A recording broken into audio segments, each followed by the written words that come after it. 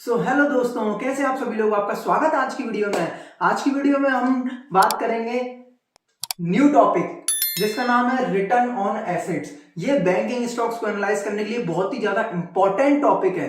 तो आज हम इसके बारे में बात करेंगे। सिंगल टॉपिक के बारे में आज हम बात करेंगे, सिर्फ रिटर्न ऑन एसेट्स के बारे में आज हम बात करने वाले हैं इस वीडियो में। तो हम आ गए डे नंबर 12 पे, फंडामेंटल एनालिसिस ऑफ शेयर्स में। तो और आप अब भी चैनल पर नए हो तो आप प्लेलिस्ट की सारी वीडियोस लाइन से देख लीजिए, स्टेप बाय स्टेप आप डे 1 से देखना शुरू करिए तो आपको सारी फंडामेंटल एनालिसिस ऑफ शेयर्स और अच्छे से समझ में आएगी।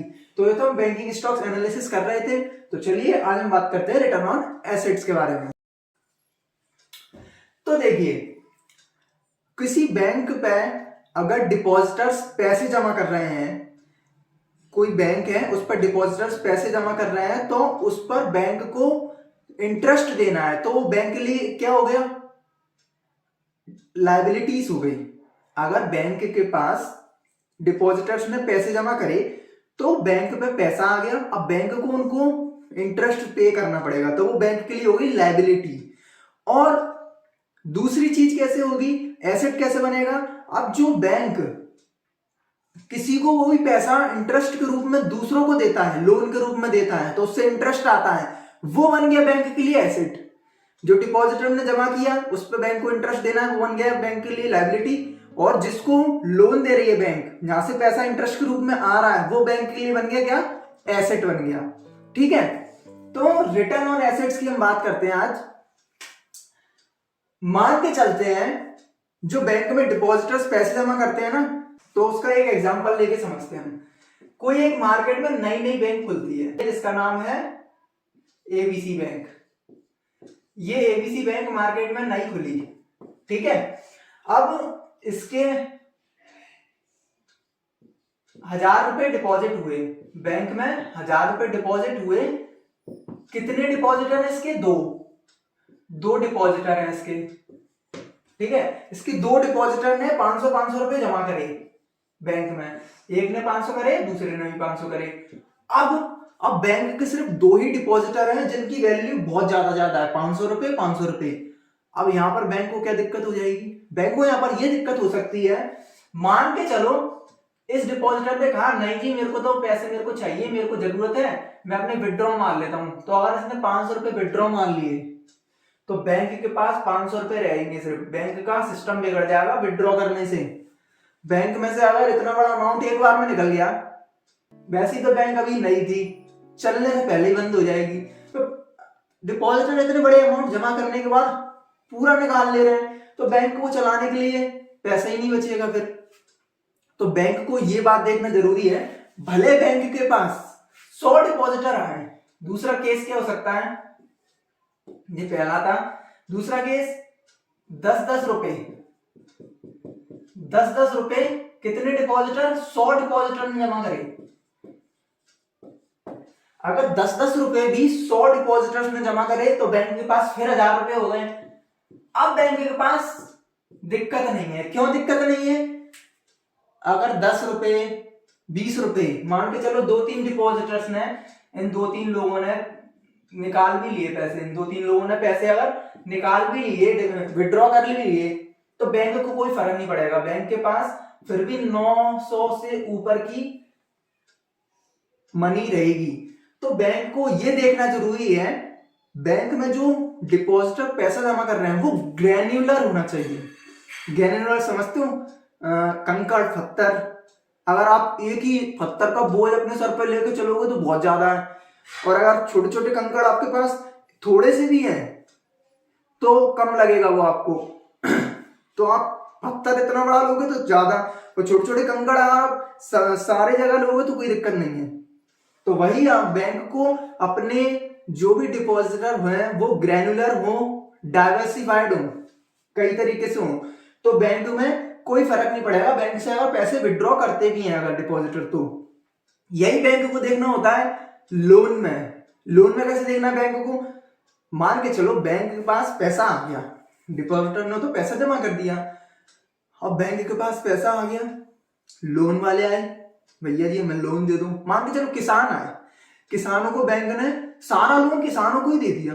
अब बैंक ने सारा लोन अगर किसानों को दे दिया, मान के चलो बारिश नहीं हुई, बारिश नहीं हुई तो बैंक का सारा पैसा डूब जाएगा, बैंक का क्या बढ़ जाएगा, इसका एनपीए, नॉन परफॉर्मिंग एसेट्स बढ़ जाएगा इस बैंक का नॉन परफॉर्मिंग एसेट बढ़ जाएगा अगर इस बैंक ने सिर्फ किसानों को ही दे दिया और बारिश नहीं हुई तो लोन में भी बैंक को देखना है, उसकी डाइवर्सिफाई और ग्रैनुलर होना चाहिए। बैंक डिफरेंट सेक्टर्स में तभी लोन देता है, बैंक डिफरेंट सेक्टर में लोन देगा और बैंक को अलग अलग जगह लोन देना है, अलग अलग सेक्टर में लोन देना है, भले वो कम कम लोन दे पर बहुत जगह उसने डाइवर्सिफाई करा हुआ है अपना लोन, तो लोन में उसका पैसा वापस आ ही जाएगा बैंक का। और बैंक ने अगर कहीं एक ही जगह इतना सारा लोन दे दिया और नहीं आया तो बैंक घाटे में, दिक्कत हो जाएगी बैंक के साथ। अब इसका समझे कि कितना होना चाहिए लगभग अपना जो रिटर्न ऑन एसेट है, तो इसको भी समझ लेते हैं। अब चलिए, जो रिटर्न ऑन एसेट है जनरली रिटर्न ऑन एसेट जो है वो 1% तो होना ही चाहिए। बेंचमार्क बना लो इसको, ये बेंचमार्क बना लो। जनरली रिटर्न ऑन एसेट्स 1% तो होना ही चाहिए, और किसी किसी बैंक का 2% है तो और अच्छा है। बैंक ने अगर रिटर्न ऑन एसेट 2% कर लिया तो बैंक को अब समझ में आ गया भैया जी किसको लोन देना है मुझे, किसको लोन नहीं देना है। और बैंक ये समझ गया, बैंक का बिजनेस ही ये है लोन का। बैंक जब ये समझ गया कि मुझे किसको लोन देना है किसको लोन नहीं देना है, तो ये बैंक समझ गया तो भैया बैंक तो रॉकेट बन जाएगी, उसके पास पैसा ही पैसा ज्यादा होगा बैंक के पास। और बैंक समझ लेगी कि हाँ ये मेरा यहां से पैसा वापस आ सकता है, मेरा एसेट्स पर रिटर्न आ सकता है, यहां से मेरे जो भी एसेट है वहां से रिटर्न आ सकता है, मेरा पैसा कहीं भी अटक नहीं रहा है। तो ये देखना जरूरी है। 1% तो होना ही चाहिए, 2% तो बहुत ही बढ़िया, बहुत ही बढ़िया। ठीक है, अब इसको हम देखते हैं एग्जाम्पल के साथ। चलते हैं अपने स्क्रीन पर और देखते हैं कौन से रिटर्न ऑन एसेट के कितने कितने परसेंटेज कई बैंक में कैसे कैसे हैं। तो चलिए चलते हैं स्क्रीन पर।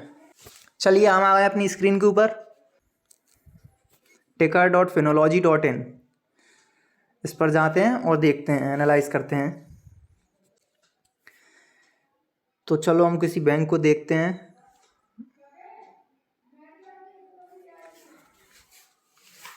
आईसीआईसीआई बैंक को देखते हैं। ठीक है, आईसीआईसीआई बैंक। अब नीचे जाएंगे आप तो यहाँ पर आपको दिखेगा, आप ऐसे नीचे स्क्रॉल करेंगे तो आपको यहाँ दिखेगा return on assets, ROA percent.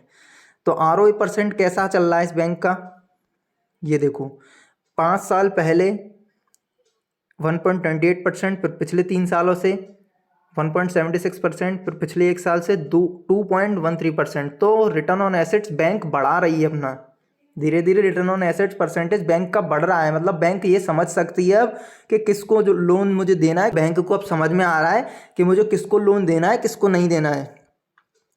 ठीक है, और हमने बात करी थी एनपीए परसेंटेज की, नॉन परफॉर्मिंग एसेट्स, पिछली वीडियो में बात करी थी। तो देखिए यहाँ से अपन को दिखाई देगा बैंक का अब नॉन परफॉर्मिंग एसेट्स कम हो रहा है, मतलब बैंक का पैसा कहीं अटक नहीं रहा है। बैंक के जो एसेट परफॉर्म नहीं कर रहे हैं, जो एसेट काम नहीं कर रहे हैं, वहाँ पर बैंक अब लोन दे ही नहीं रही है। तो देखो दिख रहा है ना, पिछले 5 साल में 1.28 था, फिर पिछले 3 साल में 0.85%, अब पिछले 1 साल से 0.51%। मतलब बैंक का अब नॉन परफॉर्मिंग एसेट्स बहुत कम हो रहा है। बैंक जहाँ पर पैसा दे रही है तो वहाँ बहुत ही कम जगह अटक रहा है, 0.51% हो रहा है। तो मैंने आपको बात करी थी नॉन परफॉर्मिंग एसेट की। देखो capital adequacy ratio, capital adequacy ratio मैंने आपको बताया था जनरली 12% से ज़्यादा ही होना चाहिए। तो जनरली 12% से ज़्यादा होना चाहिए, क्योंकि बैंक के पास पैसा होना भी तो चाहिए लोन के रूप में देने के लिए। तो इसका तो कैपिटल एडिक्वेसी रेशियो कितना है, कार परसेंटेज 18.34%। तो बहुत ही अच्छा है, इस बैंक का कैपिटल एडिक्वेसी रेशियो बहुत ही ज़्यादा सही है। देखो मैंने आपसे पिछली वीडियो में निम के बारे में बात करा था, नेट इंटरेस्ट मार्जिन। तो net interest margin overall bank के पास कितना हो रहा है, 4.14%। मैंने आपको बताया था ना कि नेट इंटरेस्ट कितना बैंक को देना पड़ रहा है।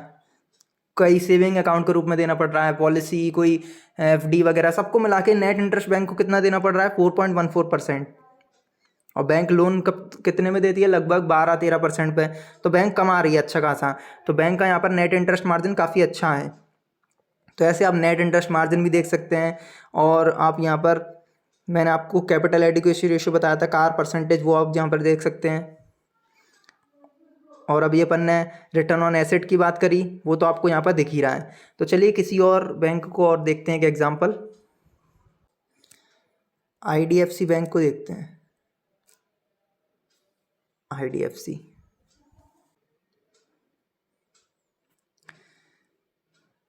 तो चलिए अपन आईडीएफसी बैंक कर आ गए। अब इसका भी देखते हैं कैसा सीन है। अब देखो आईडीएफसी बैंक को ज़्यादा नेट इंटरेस्ट मार्जिन देना पड़ रहा है। अपन ने पिछली वीडियो में नेट इंटरेस्ट मार्जिन देखा था, तो यहाँ पर पिछले 1 साल से नेट इंटरेस्ट मार्जिन लगभग 5.5% देना पड़ रहा है। क्योंकि आईडीएफसी बैंक अब खाते जब जो डिपॉजिटर है पैसा कम जमा कर रहे हैं तो बैंक को ज़्यादा इंटरेस्ट देना पड़ रहा है, तो इसलिए नेट इंटरेस्ट मार्जिन यहाँ पर बैंक का बहुत ज़्यादा है, 5.57% आ रहा है। कैपिटल एडिक्वेसी रेशियो 12% से ज़्यादा है, अच्छी बात है, 16.82%।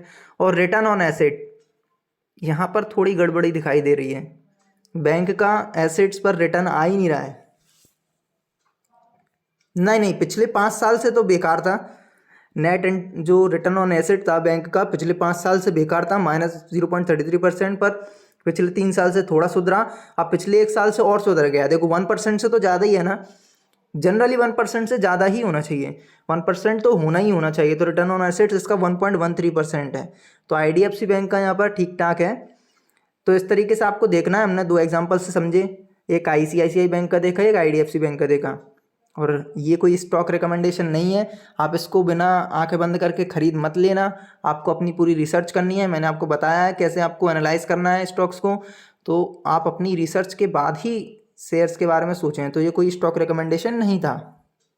सो आई होप दोस्तों आपको आज की वीडियो पसंद आई, और आपको आज की वीडियो पसंद आई तो वीडियो को लाइक कीजिए, चैनल को ज्यादा से ज्यादा शेयर कीजिए, वीडियो को ज्यादा से ज्यादा शेयर कीजिए, ताकि लोगों को समझ में आए कि बैंकिंग स्टॉक्स को कैसे एनालाइज किया जाता है। तो फंडामेंटल एनालिसिस ऑफ शेयर्स की इस सीरीज को लोगों के साथ शेयर कीजिए, ताकि लोग भी समझ पाए और सीख पाए।